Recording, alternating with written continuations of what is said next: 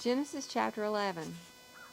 Now all the earth used the same language and the same words, and it came about as they journeyed east, that they found a plain in the land of Shinar, and settled there. Then they said to one another, Come, let's make bricks and fire them thoroughly. And they used brick for stone, and they used tar for mortar. And they said, Come, let's build ourselves a city, and a tower whose top will reach into heaven, and let's make a name for ourselves. Otherwise we will be scattered abroad over the face of all the earth. Now the Lord came down to see the city and the tower which the men had built. And the Lord said, Behold, they are one people, and they all have the same language. And this is what they have started to do, and now nothing they plan to do will be impossible for them.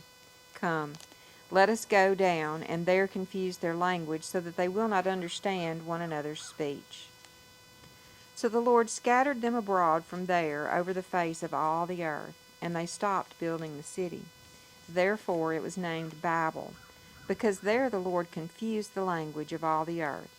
And from there the Lord scattered them abroad over the face of all the earth.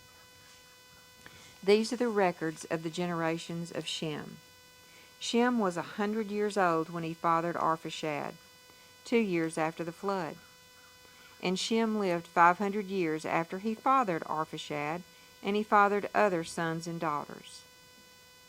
Arphaxad lived 35 years and fathered Selah. And Arphaxad lived 403 years after he fathered Selah, and he fathered other sons and daughters.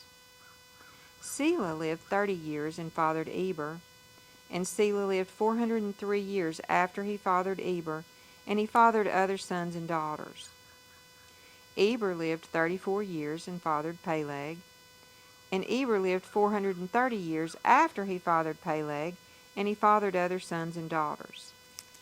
Peleg lived 30 years and fathered Reu, and Peleg lived 209 years after he fathered Reu, and he fathered other sons and daughters.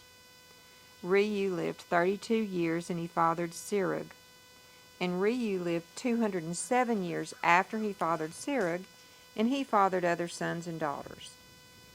Serug lived 30 years and fathered Nahor, and Serug lived 200 years after he fathered Nahor, and he fathered other sons and daughters.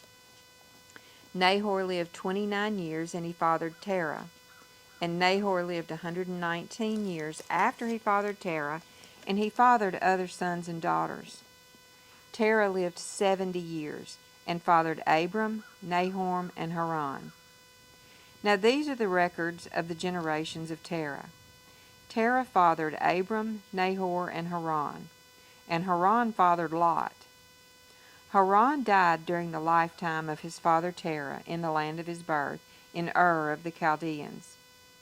Abram and Nahor took wives for themselves. The name of Abram's wife was Sarai. The name of Nahor's wife was Milcah, the daughter of Haran, the father of Milcah and Iscah. Sarai was unable to conceive; she did not have a child. Now Terah took his son Abram, and Lot the son of Haran, his grandson, and his daughter-in-law Sarai, and his son Abram's wife, and they departed together from Ur of the Chaldeans to go to the land of Canaan. And they went as far as Haran and settled there. The days of Terah were 205 years, and Terah died in Haran.